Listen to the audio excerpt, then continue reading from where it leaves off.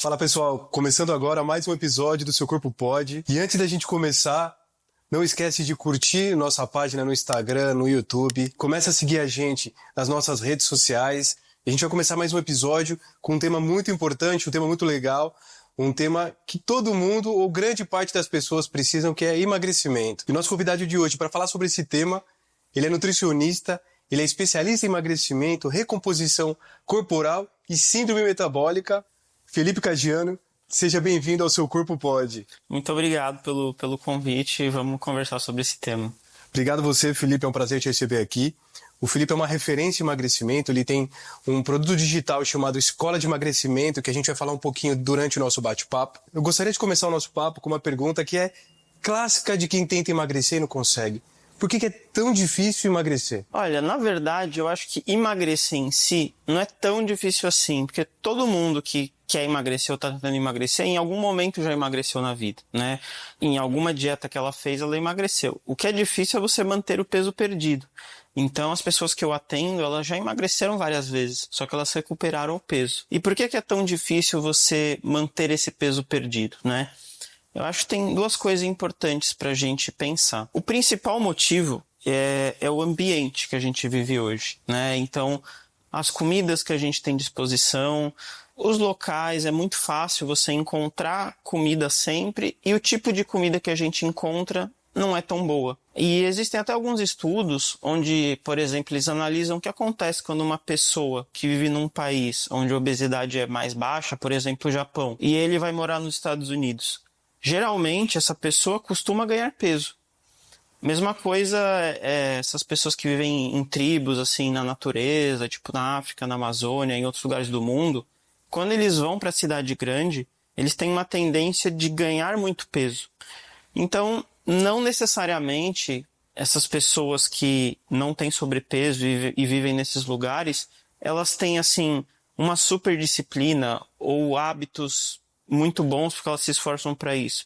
É que elas vivem num ambiente onde é fácil não ter sobrepeso. Por isso que antigamente, 50, 60 anos atrás, quase ninguém tinha sobrepeso e ninguém estava pensando em fazer dieta. Elas só viviam num ambiente onde a maioria das pessoas não tinha sobrepeso. Agora é o contrário. Qualquer pessoa que vive nesse ambiente atual, a maior chance é que ela tenha sobrepeso. Então, nos Estados Unidos, mais de 70% das pessoas têm sobrepeso. Então, se você se mudar para os Estados Unidos, você tem, 70% de chance ou mais de ganhar sobrepeso, porque você vai viver num lugar que esse é o natural. E para você não ter o sobrepeso, ou você vai ter que ter uma sorte muito grande de ter uma genética ali que, independentemente do que você coma, o seu corpo vai te ajudar muito a você não ter sobrepeso, ou mesmo você pode comer mal, que você não vai ter muita fome, aquelas pessoas que nunca têm muita fome, então o corpo consegue regular, mas isso é uma grande minoria, né, das pessoas. A maioria das pessoas, dos seres humanos, tem essa genética favorável a pelo menos ter sobrepeso dentro desse nosso ambiente atual.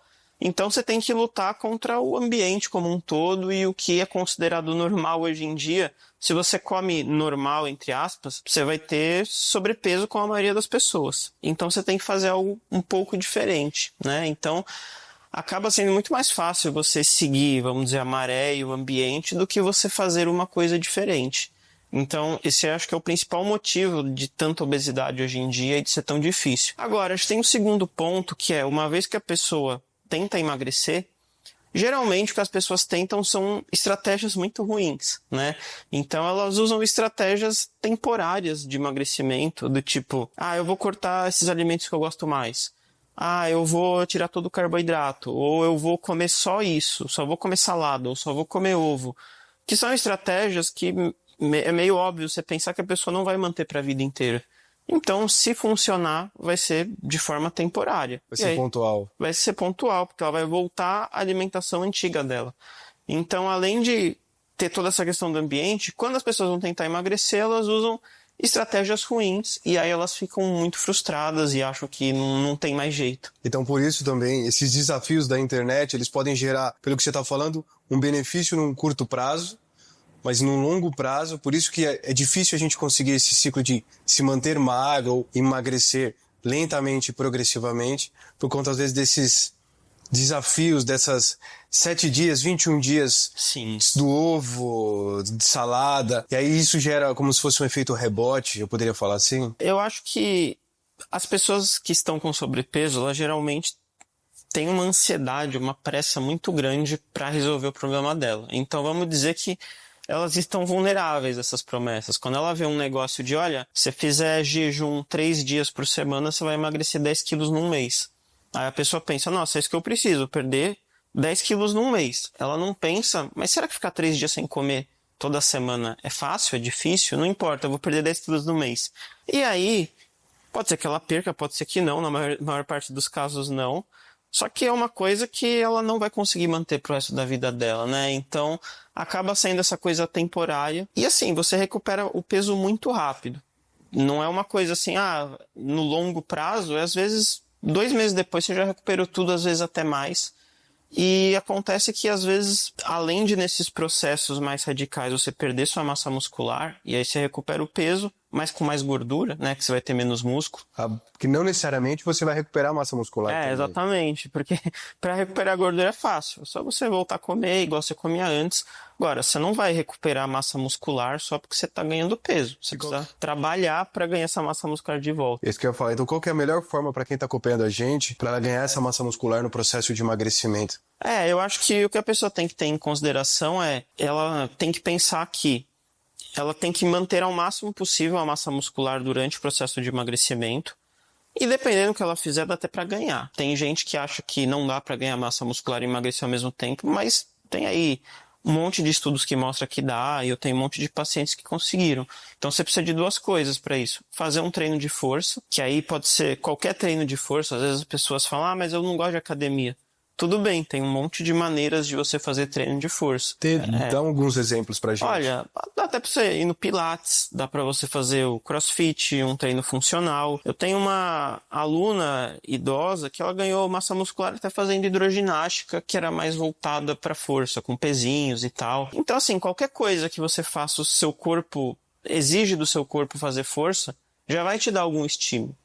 Se você, de repente, é uma pessoa que já treina há muito tempo e tal, aí você vai ter que cada vez mais buscar um estímulo mais forte. Mas pensando que a maioria das pessoas é sedentária, qualquer coisa que fizer, em qualquer quantidade, né? Porque uma coisa que afasta também é pensar que, putz, eu não consigo treinar 3, 4 vezes na semana. Se você fizer 1, 2, já tá melhor do que não fazer nada, né? Então, fazer o treino é fundamental se você quer manter a massa muscular ou ganhar. E o segundo ponto é da alimentação, é você consumir uma quantidade adequada de proteína. Se você consumir essa quantidade adequada de proteína, isso facilita você manter a massa muscular.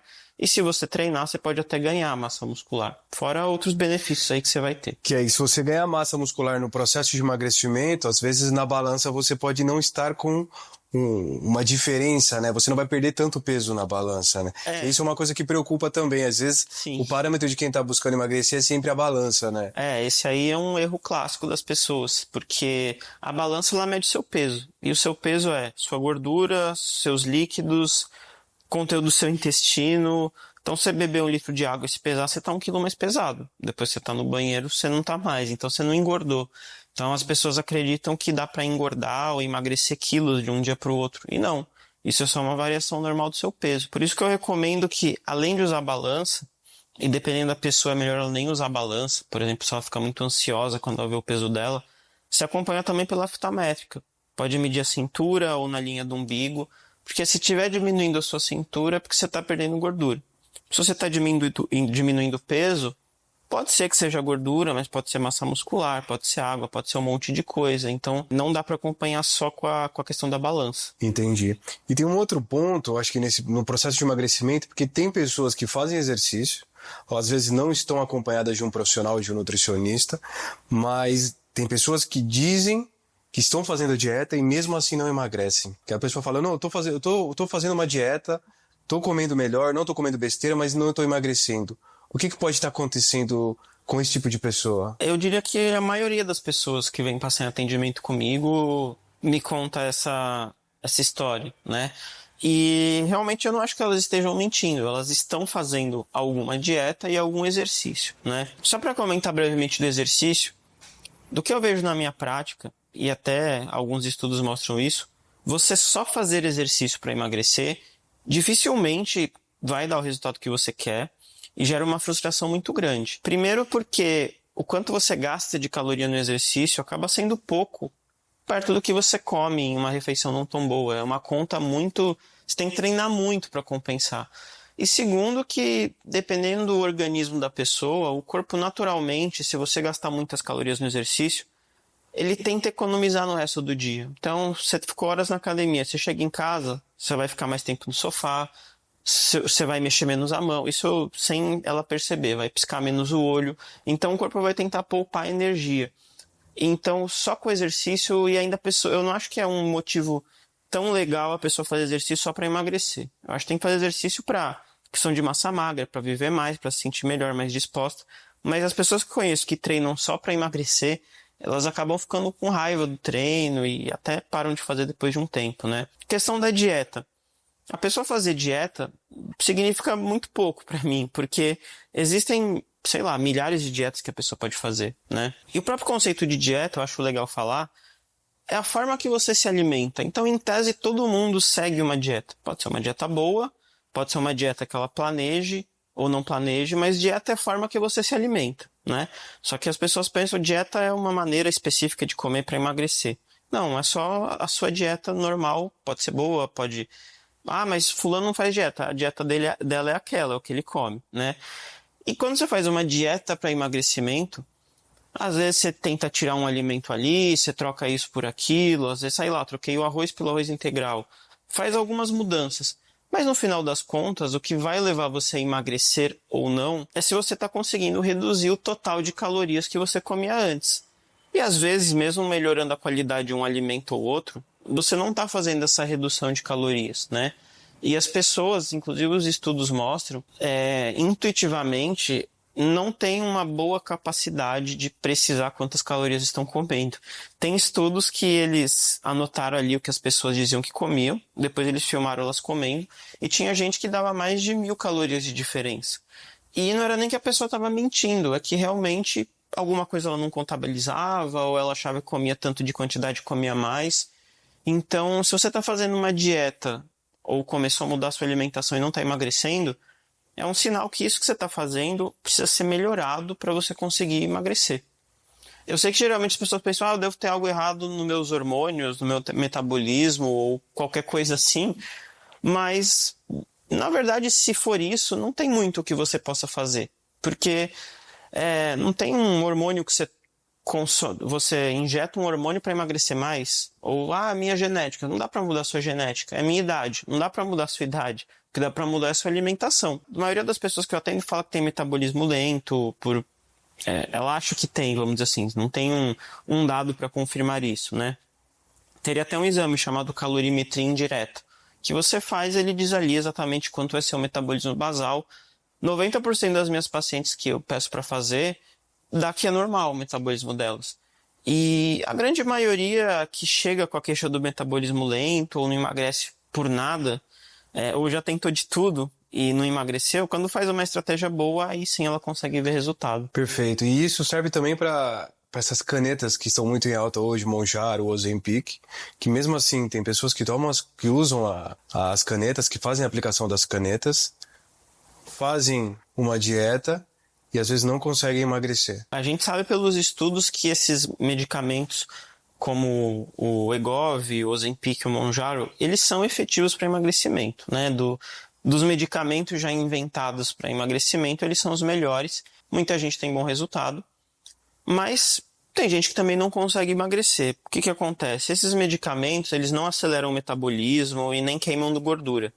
Eles diminuem o seu apetite, às vezes o ímpeto de comer. Tem gente que relata que pensa menos em comida quando toma um desses medicamentos, e aí ela reduz a ingestão calórica dela. Fica mais fácil para ela fazer isso. Pensando nisso, eu acho que tem dois grupos das pessoas que não têm resultado. Primeiro, as que o remédio parece que não dá muito efeito. Ela não muda muito o apetite dela, ela continua com a mesma vontade de comer, não respondeu ao remédio. A gente tá todos os remédios, desde um remédio para dor de cabeça, desde remédio para estômago, se olhar lá os estudos, para você dizer que um remédio funciona, precisa que uma parte das pessoas do estudo tenham tido uma resposta positiva, mas sempre tem indivíduos que não respondem. Então tem gente que não responde a esses remédios. E tem gente que mesmo com essa diminuição do apetite, ainda consegue manter uma ingestão calórica alta. Igual, por exemplo, quem faz cirurgia bariátrica e recupera todo o peso perdido. Mesmo com uma limitação física de comer grandes quantidades, a pessoa encontra outras maneiras de consumir mais calorias. Bebe mais líquido, bebida alcoólica, enfim. Então, a pessoa pode tomar usar uma dessas canetas e não mudar muito a alimentação dela ou compensar de outras maneiras e manter uma ingestão calórica parecida. Sendo que, do que eu vejo, boa parte das pessoas que usam esses medicamentos, elas enxergam entre duas opções. Ou eu faço dieta ou uso medicamento, né? Sendo que nos estudos, geralmente nos estudos que mostram resultado, as pessoas usaram medicamento e tiveram intervenção de estilo de vida, ou seja, tentar mudar a alimentação, exercício e tal. Então o ideal, até no site deles você vai ver, é você combinar os dois. Mudar a sua alimentação e usar o medicamento ao mesmo tempo, e não um ou outro, né? E isso influencia muito na questão do reganho. Quando tem muita gente que usa as canetas, quando para, a pessoa volta a engordar. Basicamente quase todo mundo. Teve uma declaração até do próprio presidente da empresa do Ozempic, que ele falou que sim, a maioria das pessoas que para de usar o medicamento recupera o peso. E ele ainda falou, como em qualquer intervenção, se a pessoa para de fazer dieta, ela também recupera o peso, né? Então, e assim, não deixa de ser verdade isso. Eu sei que talvez possa parecer, mas então ele quer que a pessoa tome o medicamento para a vida inteira, né? Mas toda intervenção que você faz, então você começa a fazer uma dieta, emagreceu. Aí depois você volta a comer igual antes, você vai recuperar o peso. Você faz a bariátrica, você emagrece ali no período pós-cirurgia, que você só pode beber líquido e tal. E aí, aos poucos, você vai voltando à alimentação antiga, você recupera o peso. É a mesma coisa com esses medicamentos, porque ele não causa uma alteração no seu organismo de longo prazo. Enquanto você toma, ele diminui seu apetite. Então, a pessoa tem que... Eu acho que a melhor maneira de enxergar isso é ver como esses medicamentos podem ser um facilitador de mudança de hábitos. Então, assim, nossa, eu vejo comida, eu tenho um impulso muito grande. A pessoa toma um medicamento, vai ter esse impulso menor e vai aproveitar essa situação para mudar todos os hábitos. E aí, depois que ela já mudou os hábitos, depois que ela já está acostumada com esses hábitos, aí ela pode analisar se vai retirar esses remédios aos poucos. Eu sei que, assim, os fabricantes e até alguns médicos, eles já defendem que a pessoa deva tomar isso para a vida inteira, né? Mas a gente sabe que um custo é altíssimo e acho que 99,9% das pessoas que iniciam essa medicação não têm a expectativa de usar para a vida inteira. Elas querem usar para emagrecer e depois parar, né? Se essa é a sua mentalidade, eu acredito que você tem que pensar, então vai ser uma coisa para me ajudar a mudar os hábitos. Eu vou estruturar meus hábitos, mudar meu ambiente, as coisas que eu compro, vou me acostumar com isso. E aí, quando eu parar de tomar isso, aí você vê com o seu médico direitinho como você vai fazer esse desmame, vamos dizer assim. Tem gente que só para de tomar do nada. Então, vê direitinho como vai ser isso. E aí, se você já tiver hábitos mais consolidados, você tem uma chance muito maior de manter esse peso. Eu já atendi pacientes que usaram o medicamento e estão conseguindo manter o peso porque eles usaram esse período para mudar todos os hábitos. E eles passaram justamente comigo na fase final do medicamento, porque eles queriam reforçar os hábitos para... O desmame. O desmame. E tem gente que não, agora que eu emagreci, vou parar de usar. Ou pior, a pessoa, eu vou sair de viagem, eu já emagreci um pouco, vou parar de usar. É o pior momento para tirar o medicamento, né? Então tem que pensar muito bem como vai ser isso. Inclusive, se você fizer uma dieta ruim durante o uso do medicamento, você vai perder muita massa magra. Ainda está em discussão na literatura se usar um medicamento desses te faz perder mais massa magra do que com uma dieta, ou se simplesmente porque a pessoa come pouca caloria, ela tem uma probabilidade maior de perder massa magra e uma dieta de pouca caloria teria o mesmo efeito. Ainda existem estudos um pouco conflituosos nesse sentido, né? Uns mostrando, não, é a mesma coisa que dieta, mas já tem alguns que mostram, não, perde até mais do que com dieta. Então, você tem que fazer uma dieta voltada para não perder massa muscular. Porque esses estudos também, as canetas são coisas muito novas, né? São bem recentes. Então, acho que com o tempo, a gente vai ter mais certeza sobre essa perda de massa muscular. E você estava falando disso e eu estava lembrando, sempre foi muito comum um paciente bariátrico que fez a cirurgia bariátrica, e o paciente que que usa as canetas, toma o Mounjaro, o Ozempic, o Wegovy. Quem usa por muito tempo, ou quem fez a bariátrica, é muito comum, depois de um tempo, começar a sentir dor nas costas. E principalmente eu escutei de um ortopedista, o Dr. Adriano Cabral, ele falou, quase todo bariátrico, uma pessoa que tinha um excesso de peso, o IMC super alto, ela vai fazer a bariátrica, ela vai perder muita gordura, só que ela vai perder muita massa muscular. Qual é a condição, qual que é a primeira condição quando a gente tem uma hernia de disco, uma artrose, uma condromalácia, uma tendinite até mais avançada, uma tendinite calcária? É massa muscular. É o músculo que estabiliza a articulação, que protege a articulação.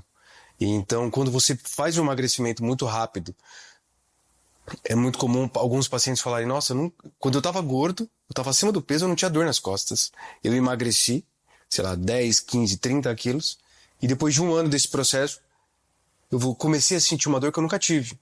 Às vezes, você já tinha o seu problema lá, você já tinha uma hernia de disco, uma condromalácia, só que você tinha massa muscular que dava essa sustentação.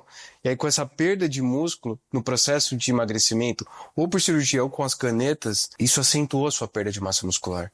Então é uma coisa que é muito comum e não é muito falado ainda. A falta que essa musculatura, a perda dessa musculatura, no processo de emagrecimento, ela faz pro dia a dia da pessoa. Ano passado eu fiz um curso lá na Unicamp. Eles convidaram alguns nutricionistas que eles julgaram que tem algum alcance na rede social para fazer um curso lá. E uma das coisas que eles falavam é que, assim, estão em desenvolvimento alguns remédios que vão ser até mais potentes que o Mounjaro, né? Para perder mais peso ainda. Só que agora já é uma preocupação se isso vai gerar sarcopenia, osteopenia nessas pessoas. Então, assim, a perda de peso vai tá melhor ainda. Só que já vai vir mais efeitos colaterais acontecendo isso, né? Porque se você perde mais peso ainda, você vai perder mais massa muscular e por aí vai. Então, eu acho que é fundamental, se você usar um desses medicamentos, ou até fazer bariátrica, entender que você deve fazer treino de força e você precisa priorizar o consumo de proteína antes de qualquer outra coisa na sua dieta. Porque aí você consegue manter a sua massa muscular e se você treinar bem, até ganhar alguma coisa, né? Então vai muito da genética de cada um, de como vai ser o treino, mas você tem que pensar que você tem que fazer essa dieta junto para não ter esses problemas ou atenuar ao máximo, né? Porque eu acredito que se a pessoa usar um medicamento, mas se ela fizer uma boa dieta, treinar bem, ela consegue atenuar muito esse efeito. Você entrou no tema da proteína. E eu sei que falar de proteína é a tua praia também. Todo nutricionista, mas você tem um embasamento sobre a proteína, e proteína não é só carne. Então eu queria entender, que você falasse para a galera de casa a relação da proteína e emagrecimento, porque tem algumas linhas que são vegetarianas e veganas e não necessariamente você está deixando de comer proteína, né? Sim, eu falo muito de proteína e eu acho que assim, a maioria do que eu vejo aí dos profissionais, eles colocam a proteína como, você precisa da proteína porque ela é essencial e ela ajuda a manter massa muscular. E meio que acaba por aí, né? Eu vejo que o foco acaba sendo muito mais em comer vegetais, frutas, etc. Só que a questão é que a proteína, ela ajuda demais o emagrecimento, porque a proteína é o que mais dá saciedade pra gente. E quando a gente tá falando em emagrecimento, o que mais atrapalha as pessoas de emagrecer é se ela começa uma dieta e fica com fome. Ela não vai seguir essa dieta, ela vai parar de fazer, ou ela vai ter episódios de descontrole ou de exagero porque ficou segurando a fome vários dias, né? Tem uma área da ciência que chama ecologia nutricional. Essa ecologia nutricional, ela analisa por que os seres vivos se alimentam de determinada forma. Então, por exemplo, você vai colocar um leão no zoológico. Aí você pergunta, o que eu vou dar para comer para esse leão? E essa área da ecologia nutricional, o que o leão come lá na natureza, qual quantidade, o que ele come, né? Então, ecologia nutricional analisa isso. E uma coisa curiosa, a gente vê que todos os animais da natureza, eles mantêm o peso ideal deles, né? E eles comem o quanto eles querem e não se preocupam com calorias ou estou comendo demais ou não. Eles vão lá e comem. E assim, o ser humano, se a gente olhar para trás, sempre foi assim. Não tinha essa preocupação com dieta. E o ser humano comia o que tinha e conseguia manter o peso, né? Então, é uma coisa natural para os seres vivos essa regulação do seu peso. É que hoje parece uma coisa tão difícil, mas em tese é uma coisa natural. É como se a gente tivesse uma calculadora interna. A gente tem hormônio que ajuda na saciedade, para mandar parar de comer e tudo mais. E por que eu estou falando isso? Porque essa ecologia nutricional, eles descobriram que existe uma coisa chamada apetite específico de proteína. Ou seja, os seres vivos, eles buscam comer uma determinada quantidade de proteína para ficar saciado. E se a gente até parar para pensar evolutivamente, faz sentido, assim, por que o homem pré-histórico ia se dar tanto trabalho de caçar animal selvagem, se, sei lá, ele podia comer grama ou qualquer outra coisa que daria muito menos trabalho, né? Porque tem uma coisa que chama ele a comer um alimento que tem mais proteína. Lá na pré-história, você só podia comer carne mesmo, de proteína.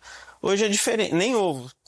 Como que você arrumar ovo? Você, no máximo, ia achar alguma coisa ali, mas quantidade pequena, né? Mas agora a gente tem muito mais opções. Já vou falar para você, mas só para finalizar o raciocínio. A gente tem esse apetite específico para proteína.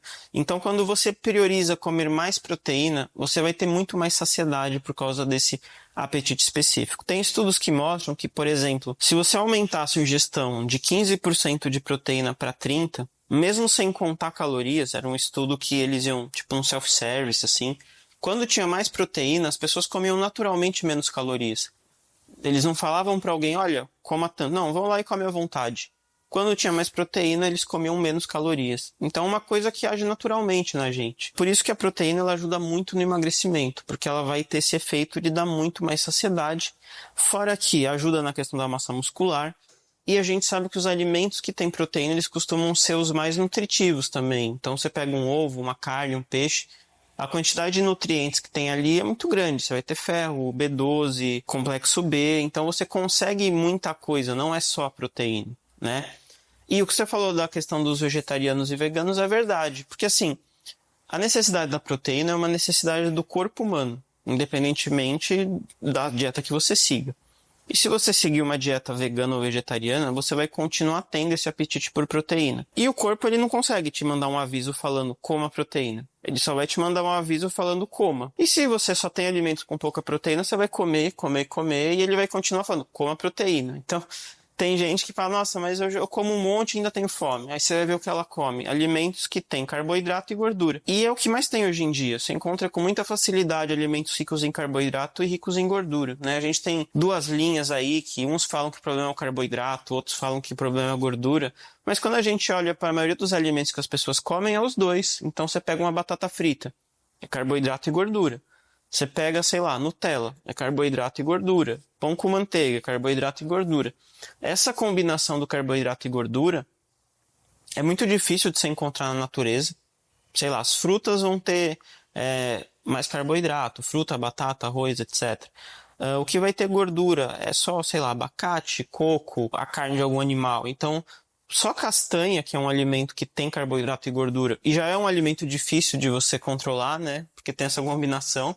E hoje os ultraprocessados, quase todos, têm mais carboidrato e gordura. Mesmo alguns que se dizem proteicos, se olhar lá a tabelinha, você vai ver, tem mais carboidrato que proteína. Então, é muito fácil você conseguir carboidrato e gordura, e é mais difícil você conseguir proteína. E você deve buscar a sua proteína em qualquer dieta. O vegetariano, vamos primeiro falar do vegetariano que ainda come alimentos derivados de animais, mas não come carne. Então ele pode comer ovo, pode comer alguns lácteos que tem mais proteína, tipo iogurte, o queijo cottage. Então, para esse vegetariano é bem mais tranquilo. Dá para usar suplementos como whey protein, a proteína em pó vegetal. E dentro dos alimentos vegetais, a gente tem a soja e os seus derivados que tem uma quantidade boa de proteína. Muita gente usa o feijão, grão de bico e lentilha como fonte de proteína. E essa é uma visão que eu discordo. Por quê? Porque o feijão ele tem o dobro, quase o triplo de carboidrato do que proteína. Então, você comer um monte de feijão, vamos supor, eu quero comer 15 gramas de proteína com feijão. Primeiro que vai ser uma quantidade grande de feijão, porque 100 gramas de feijão tem uns 4, 5 gramas de proteína, não é tanto. E para comer essa quantidade de proteína, você vai ter que comer muito mais carboidrato. Então, não adianta, ou o pessoal erra para, sei lá, pasta de amendoim é fonte de proteína. Na verdade, pasta de amendoim tem bem mais gordura. Você vai comer um monte de gordura para conseguir um pouco de proteína. Então, eu considero que fonte de proteína é um alimento que ele tem que ter mais proteína do que o carboidrato e a gordura. Dentro da ecologia nutricional, a gente enxerga os macronutrientes entre proteína e energia. Por quê? Porque o carboidrato e a gordura têm como principal função fornecer energia. Então, esses apetites têm a proteína e têm a energia. Então, quando a gente pensa em emagrecer, é claro que a gente tem que reduzir calorias, mas é interessante reduzir as calorias da energia. Geralmente é o que está mais alto, e aumentar as calorias da proteína. Que a pessoa que está querendo emagrecer, ela tem, em teoria, mais gordura, que seria a energia que a gente tem que usar para gastar no exercício físico, no basal, que é o dia a dia, fazendo a faxina em casa, Isso. se deslocando, caminhando para pegar um ônibus, aquela caminhada, pô, eu vou subir o metrô, a escadaria do metrô, ou vou pegar a escada rolante do metrô? Sobe a escada. Então você está utilizando o teu basal, usar o teu estoque ali. Isso. A gordura, às vezes a pessoa fala, por que eu tenho gordura, né? A gordura é um estoque de energia.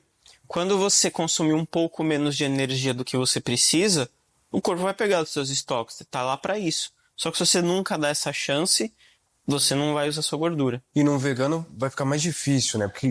No vegano, assim, a gente, por causa da tecnologia de alimentos, a gente tem mais opções hoje em dia. Então, primeiro tem as proteínas em pó, que é a proteína da ervilha, do arroz, de soja, um mix. Hoje tem muitas opções, né? Inclusive, às vezes tem esses documentários de atletas veganos, todos eles tomam esses shakes. Então, você tomar um shake já vai te dar 30 gramas de proteína, você toma 2 no dia, já é 60 gramas de proteína, já facilita muito. E aí vai usar realmente muito a questão da soja e seus derivados, né?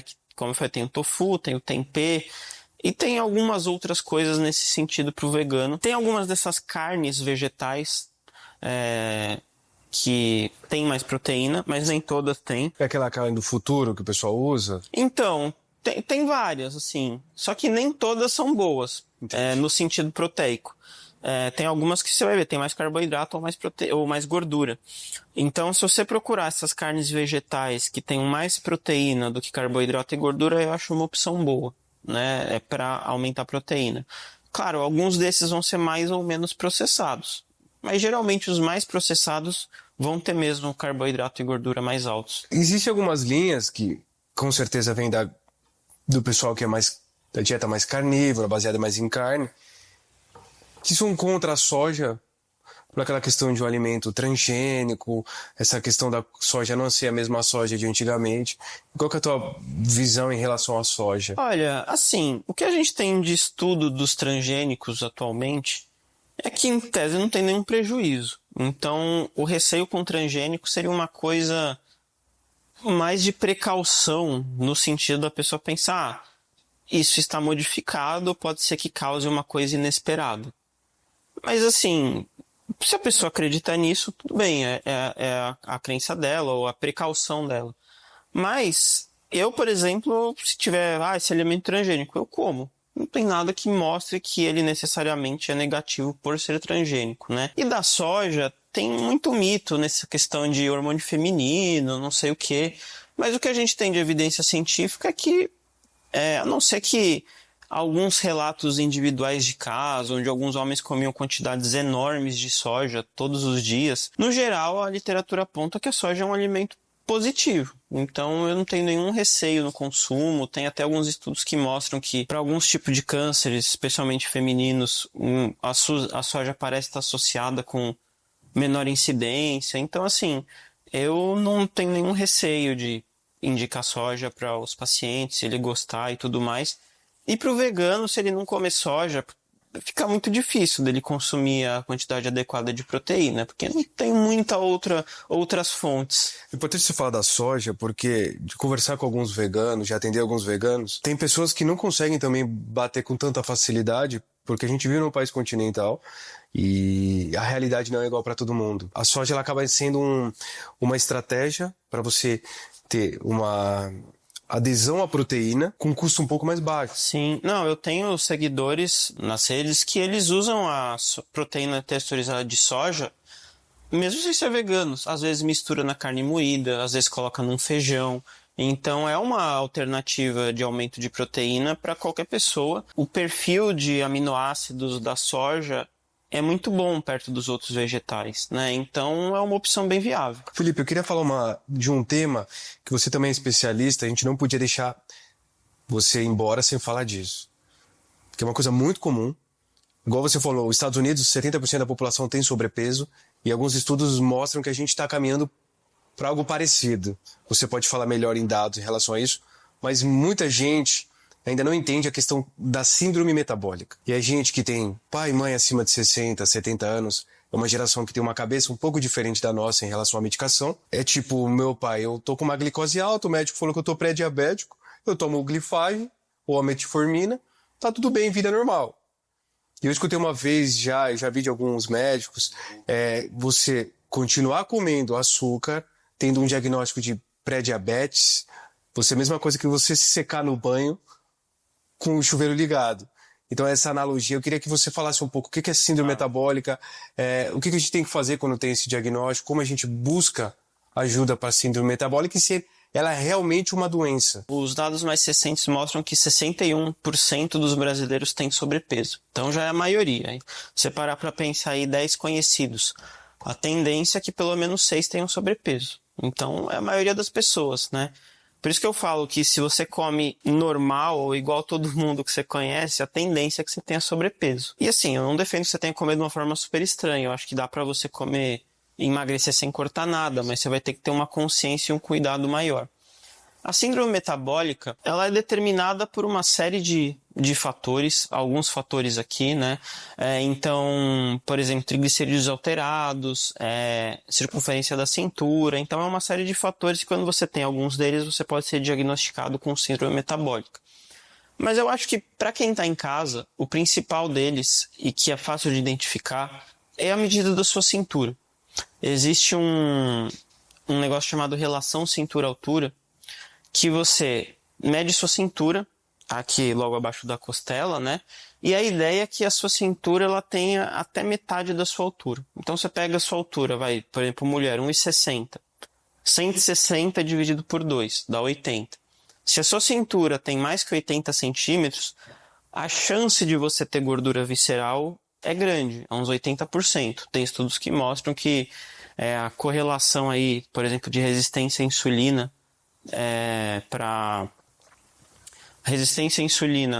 a relação cintura-altura alta é de 10 pessoas, 8 tem. E é uma coisa muito fácil de você observar, né? E até no Japão, que eu citei já que tem baixa obesidade, eles estavam tendo até alguns anos atrás um aumento disso. Aí eles criaram uma lei que 1 ou 2 vezes por ano vai alguns oficiais do governo nas empresas medir a cintura das pessoas. Se tiver muita gente com cintura-altura ruim, tem até multa para as empresas e tal. Uma cultura bem diferente daqui, né? Mas isso ajudou a descer ali a obesidade. Mas o que eu acho legal de falar isso é que eles não vão lá pesar as pessoas. Eles não vão lá tirar o IMC das pessoas. Eles vão lá medir a cintura das pessoas. Porque tem muita gente que fala, mas fulano é magro e os exames não estão bons. Magro, supostamente, porque a pessoa olha para ela e acha ela fina, alguma coisa assim. Mas se você tirar a cintura dela, ela tem uma gordura visceral ali, ela tem uma cintura altura ruim. Então, o que importa para a síndrome metabólica, para essas doenças metabólicas, na verdade não é o sobrepeso em si, é a gordura visceral, que é a gordura que você tem entre os seus órgãos, né? E aí isso varia um pouco da genética da pessoa. Você já deve ter visto alguém que tem só uma barriguinha e já tem diabetes, e alguém que tem mais peso e ainda não tem nenhum problema mais grave. Tem uma coisa chamada limiar pessoal de gordura, que é o quanto a pessoa pode engordar até ela começar a acumular gordura visceral. Os japoneses são um exemplo de baixo limiar pessoal de gordura. Então, se o japonês engorda um pouco, ele já vai estar com diabetes. Então, não tem como ele engordar muito, senão vai ficar com a saúde muito ruim. E tem outros que conseguem engordar mais sem necessariamente desenvolver essa síndrome metabólica, né? Da questão da medicação que você falou, eu acho que é importante entender que esses medicamentos eles são para controle, eles não são para cura, né? Perfeito. Então, você está com a glicose alta, você toma um medicamento desses, ele vai baixar a sua glicose. Mas ele não está resolvendo o problema, você está com o mesmo problema e ele está controlando. A tendência dessas doenças não é que elas continuem iguais, é que com o passar do tempo elas vão piorando. Por isso você tem que ir aumentando as doses dos remédios, porque piorou, aquela dose do remédio já não está dando conta. Então vão aumentar o remédio. E vai chegar um ponto que mesmo assim você não vai conseguir controlar. E assim, você estar com todos os marcadores controlados por medicamento não é a mesma coisa de você estar com o seu corpo funcionando bem, que não precisa desse controle. O que eu acho que é mais importante das pessoas entenderem é que a causa de pré-diabetes, resistência à insulina, gordura no fígado. A maior parte dos casos de hipertensão que tem por genética, mas a maior parte da hipertensão é por causa disso, é o acúmulo da gordura visceral. Então, se você perder essa gordura visceral, você melhora em todo esse resto, né? Até essa questão de falar, você não pode comer açúcar porque você tem pré-diabetes. Eu não concordo muito com isso, porque a questão é você perder sua gordura visceral. Se você perder gordura visceral e você toma um cafezinho com açúcar todos os dias, você vai melhorar da sua condição, né? É que é uma forma mais genérica de pegar um alimento que não é muito nutritivo, que é o açúcar. Mas, por exemplo, tem estudos que mostram que consumir chocolate amargo com açúcar tem desfechos positivos para a saúde. Você pega um 70%, 80% que tem um pouquinho de açúcar. E as pessoas têm resultados positivos com isso.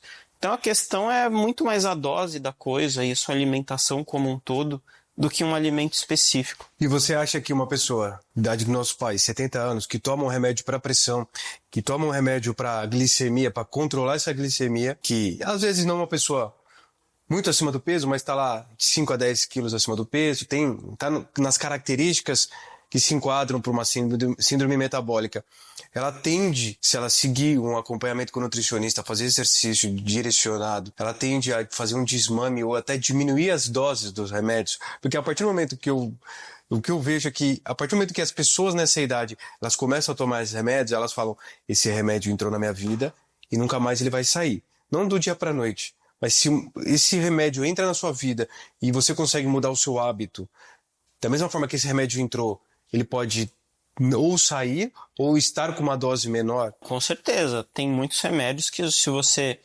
começa a fazer um exercício, perde um pouco de gordura, ou até ganha um pouco de massa muscular, isso ajuda no controle de várias questões, você consegue retirar esse medicamento. Eu já vi vários casos. Na verdade, a maioria do meu público são de mulheres com mais de 50 anos. Então tem 60, 70.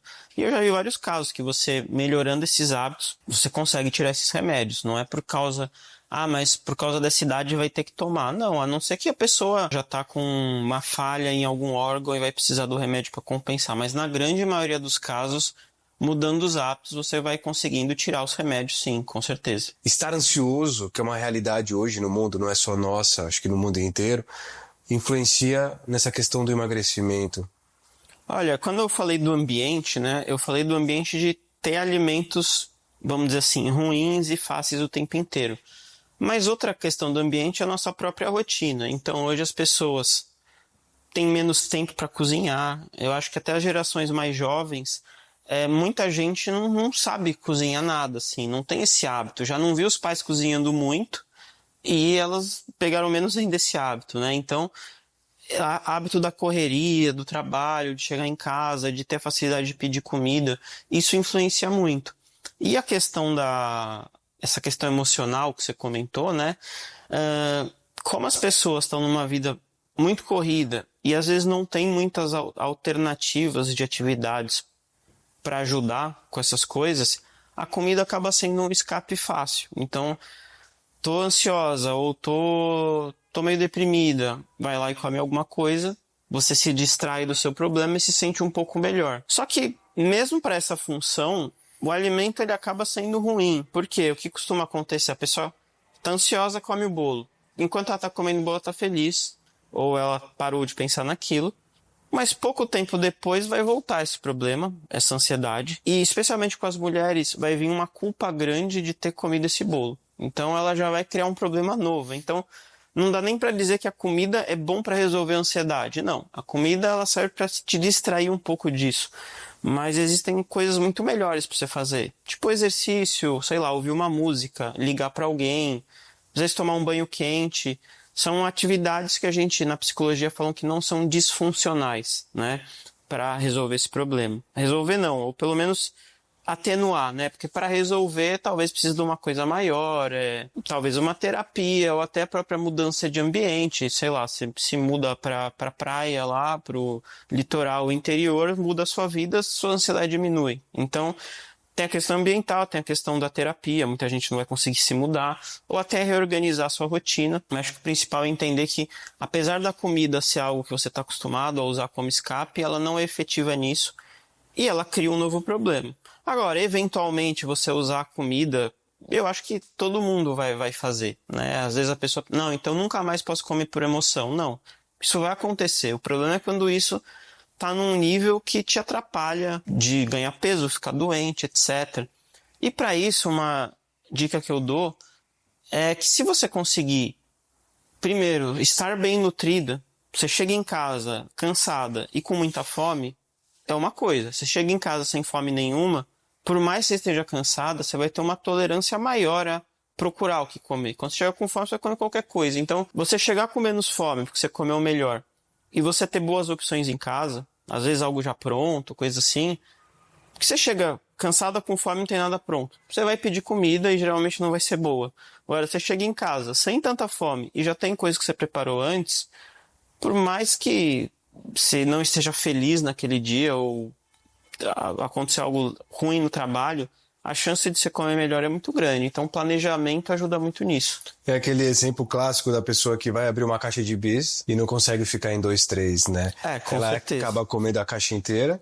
Às vezes até porque não jantou ou fez uma refeição que não tinha um valor nutritivo, essa relação de proteína e energia, como você falou pra gente. Mas você, no teu dia a dia, quando vê que o paciente tem essa questão de ansiedade, de descontar, tem essa dificuldade de lidar com emoção e alimento, você trabalha em paralelo com um psicólogo, orienta a terapia, psicoterapia ou até um psiquiatra para o seu paciente? Depende muito do caso, né? Porque assim, hoje em dia também é muito comum a pessoa dizer que ela tem compulsão. Por quê? Exatamente pelo que você falou, que ela pega uma caixa de bis e não consegue comer 2, 3. Mas o problema desse pensamento é achar que o comportamento normal de um ser humano seria comer 2, 3 bis. Não é. Essa é a exceção. Por quê? Porque o bis ele foi feito para você ter muita dificuldade de comer pouco. Ele tem carboidrato, gordura, pouca proteína. Ele foi feito numa textura, depois de um monte de testes que eles vão fazendo ali. Qual que é a textura certa para a pessoa conseguir ter dificuldade de comer pouco, né? Então, é um alimento que foi totalmente desenhado para isso. Aquilo que eu falei que o corpo tem uma certa calculadora para regular o que a gente come, quando você come o bis, o corpo não sabe fazer mais essa conta, porque é um alimento, vamos dizer assim, estranho ao que a gente foi evoluindo, um monte de aditivos que a gente não sabe, tipo assim, tem caloria, mas não tem nutriente, que a gente faz, não mata a fome, continua comendo. Então, assim, se você se rodeia de alimentos ultraprocessados, você vai ter esses impulsos e o que as pessoas chamam de compulsão, mas não, é reação normal a um alimento que foi feito para isso. Então, o primeiro ponto é pontuar isso para a pessoa que, olha, não é compulsão. Compulsão alimentar é uma questão psiquiátrica, quando a pessoa ela realmente perde o controle mesmo e aí ela não é tão não é só com bis, é com qualquer coisa. Ela começa a comer tudo que tem em casa, come 3, 4 mil calorias, mistura comida, pega congelado, tem gente que pega até comida do lixo. Dura esse episódio e depois tem muita culpa. Essa é a compulsão alimentar clássica. Agora, cheguei em casa, comi uma caixeira de bis. É o esperado, o fabricante do bis. É isso que a gente imaginou que ia acontecer com a maioria das pessoas, né? Agora, voltando para quando eu percebo que a pessoa tem essa questão emocional, primeiro que eu vejo que muito dessa questão emocional também vem de uma relação com comida ruim. A pessoa já fez 30 dietas na vida dela, sempre ouviu falar que não podia comer pão. E aí, quando ela vê o pão, ela entra naquele modo de deixa eu comer, porque depois eu vou entrar em dieta. Então eu não vou poder comer mais. E obviamente ela vai comer, né? Então fica nesse pode, não pode e tal. Então muito disso vem de trauma com dietas. E às vezes se a gente melhora a relação da comida com a pessoa, tipo, não, peraí. Então vamos colocar o pão no seu dia a dia. Não precisa ter esse desespero. Tipo, a pessoa chega no final de semana e quer comer o mundo. Vamos colocar um pouco dessas coisas no dia a dia, que aí você não vai chegar no final de semana com essa ideia, tipo, dia do lixo, né?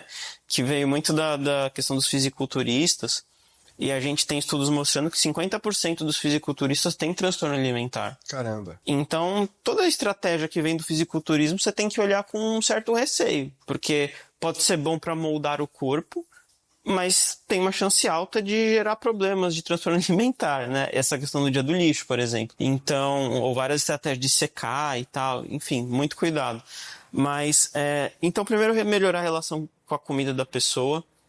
Durante as consultas, eu vou trabalhando Tipo assim, vamos tentar colocar o alimento que você mais gosta, num momento que você vai comer com mais calma, pra você aproveitar ele e não comer com culpa, porque é sempre seguido de culpa quem tá querendo emagrecer, né? Mas tem casos que realmente eu vou indicar terapia, ou a pessoa já está na terapia, resolve buscar um nutricionista, ou em outros casos psiquiatra, por exemplo.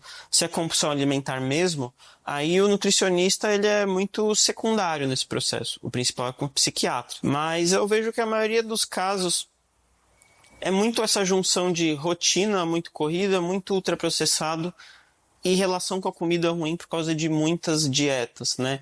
Mas sempre tem casos que o psicólogo vai ajudar muito. E você vai fazendo, antes de encaminhar, você faz esses ajustes, porque aí depois também pro psicólogo e ou pro psiquiatra também vai ficar mais fácil. Né? Sim, com certeza, porque o que tem gente que fala, não, eu chego à noite e tenho compulsão. E na verdade ela comia mal o dia inteiro. E aí, você melhora isso, nossa, até o pessoal me manda às vezes depoimento. Você curou minha compulsão. Aí eu falo, não curei compulsão nenhuma. O problema é que você se alimentava mal e chegava à noite e tinha biscoito pra comer. Não comeu o dia inteiro, você tá com fome e come o que tem na frente. Né? Isso é clássico, você vê como é que é. Até quando a pessoa tá fazendo dieta, porque ela fala, eu sigo dieta certinho até o jantar. E eu falo, o que é a sua dieta certinho? Ela come pouquíssimo. Tipo, de manhã eu como uma fruta, no almoço eu como uma saladinha com um pedacinho de frango, e à tarde eu como outra fruta. Segui dieta certinho? Não, você não seguiu dieta certinho. Então por isso que você fala nos seus vídeos, nas suas redes sociais, você fala da importância do café da manhã. Que já seria o primeiro passo para a pessoa ter uma saciedade. Tem um estudo que foi feito na Austrália que mostrou que as pessoas que comiam mais proteína no café da manhã tinham uma tendência natural a comer menos calorias no resto do dia. Então, tudo que a gente pode fazer que dá meio que um resultado automático, vamos dizer assim. Não é que a pessoa está fazendo força para comer menos. Ela faz aquilo, isso leva ela a comer menos, né? E eu vejo que isso funciona muito no café da manhã. Então, aqui no Brasil, o que é o café da manhã típico? É pão com manteiga ou requeijão. Quando é um pouco melhor, a pessoa às vezes coloca um leite, uma fatia de queijo, ou uma fruta, ou uma granola, que eu nem acho um alimento tão bom assim, né? Ele é bem rico em energia, mas assim, você vê que não são alimentos que têm proteína. O leite tem um pouco, mas ele tem mais carboidrato, enfim. O que o pessoal mais costuma comer que tem proteína é o ovo. Mas tem muita gente que até nem enxerga, ovo de manhã não é pra mim, né? Então, se você conseguir colocar uma fonte de proteína de manhã, isso já vai te dar uma saciedade, não só até o almoço, mas lembrando aquela questão do apetite da proteína, né? Dá uma saciedade que ajuda no dia inteiro. Então, às vezes, meu problema é muita vontade de doce à noite. Aí eu falo, vamos aumentar a proteína no café da manhã? Eu falo, mas o que tem a ver isso, né? E aí ela vê que às vezes funciona. Então, geralmente, quando o problema é o jantar, o resto do dia que tem que ser ajustado para chegar melhor no jantar. Perfeito. E o que é a escola de emagrecimento que você tanto fala nas suas redes sociais, que você tem milhares de pessoas que já foram teus alunos? A escola de emagrecimento é o programa de emagrecimento que eu criei e eu sempre fui meio crítico a essa questão, igual você falou, dos desafios, né? Desafio de 15 dias, de 30 dias. As pessoas gostam muito, então eu lembro até quando eu comecei assim a postar nas redes sociais, Felipe, faz um desafio, não sei o quê. Eu tentei fazer um desafio voltado mais para mudança de hábitos, mas mesmo assim tinha gente que tinha resultado. E eu falava com a pessoa meses depois, ela falava, deu certo, eu fiquei um tempo, aí depois fui voltando à minha rotina antiga, né? Aí, com o tempo, eu resolvi criar a Escola de Emagrecimento, que é um programa de emagrecimento voltado a ensinar a pessoa a se alimentar bem, a mudar os hábitos, essa questão comportamental, e não com essa coisa de, olha, você vai seguir esse cardápio, ou você vai... Não, pode comer isso e não pode comer aquilo. Não, é para você melhorar a sua alimentação e conseguir manter isso pro resto da vida. Então, sem essa coisa de, dieta da fase de emagrecimento. Acabou a fase de emagrecimento. Agora eu vou para a fase de manutenção, que geralmente é ir retornando os hábitos antigos, né? Então, você melhora a sua alimentação e vai mantendo isso pro resto da vida. Então, é isso que eu ensino na escola de emagrecimento, essa visão de melhorar a sua alimentação. E lá você pode tirar dúvidas comigo, tem nossa equipe e tudo mais. Inclusive agora em novembro a gente tá com a nossa oferta de Black Friday, que ela tá com um preço menor, tá com um monte de bônus e até com acesso estendido. Vai até o final de novembro. E se você já tentou muitas dietas, não conseguiu emagrecer independentemente da sua idade, eu acredito que você não deve ter tentado essa abordagem que eu ensino da relação proteína e energia, de não ter nenhum alimento proibido, entender que tudo dá pra você encaixar, porque eu acho assim, se você coloca os alimentos que você gosta na sua dieta, você tem muito menos motivos para querer sair dessa dieta, né? Então, o dia do lixo é porque a pessoa só come frango e salada a semana inteira. Aí ela quer um dia para comer o que ela gosta. Faz mais sentido, ao invés de comer frango e salada, colocar o que você gosta para não precisar esse escape. Então a gente trabalha muito nessa ideia. Bacana, a gente vai colocar, viu, Nicolas? Vamos colocar o link da escola de emagrecimento também pro pessoal. O pessoal que é da escola de emagrecimento, depois que você divulgar lá o podcast, a gente vai colocar também o link pro pessoal. Quem não é teu aluno da escola de emagrecimento também, vai ter o link lá da escola de emagrecimento, dessa promoção da Black Friday, essa condição especial. A gente coloca no link do nosso canal no YouTube. E quem for aluno, deixa um comentário aqui no podcast. E quem for aluno também não pode esquecer de seguir a gente e curtir a gente aqui no nossas redes sociais, nosso YouTube e nosso Instagram também. Felipe, nosso papo tá muito legal, mas ele tá acabando, então a gente tá chegando ao final do nosso episódio do Seu Corpo Pode. E eu queria que você deixasse, por favor, uma dica para quem tá em casa. Nem todo mundo tem acesso ao nutricionista do teu nível, não tem acesso ainda, ou não conhecia a escola de emagrecimento, mas eu queria que você deixasse uma dica para quem tem dificuldade de emagrecer, que quer emagrecer, os primeiros passos, aquela dica que é valiosa. Tá. Para quem tá do outro lado lá, desse Brasil gigantesco que a gente vive, consiga começar esse processo de emagrecimento. Tá. Posso passar 3 dicas? Fica à vontade. O emagrecimento é uma coisa complexa, Até né? 5, então, se você quiser. Tá. Então, a primeira que eu quero falar, que eu falei do café da manhã, né? Que eu falei que a gente não tem muito esse hábito de café da manhã. E talvez alguém tenha pensado, mas o que comer então de proteína no café da manhã? Né? Então, queria dar algumas opções aqui. Tem os ovos, que você pode comer ali uns 3 ovos, às vezes colocar queijo, tomatinho, coisa assim. Já fica uma opção legal.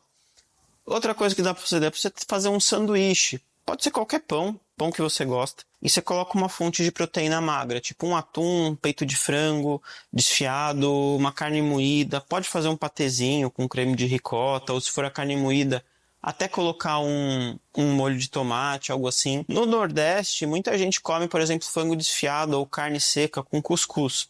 É uma opção boa também. E uma opção mais prática é você usar o whey protein, um desses suplementos de proteína, no café da manhã, que você pode bater com leite uma fruta, ou comer um iogurte com proteína em pó e uma fruta. Já ajuda muito. Até às vezes, não tenho muito apetite para comer uma carne.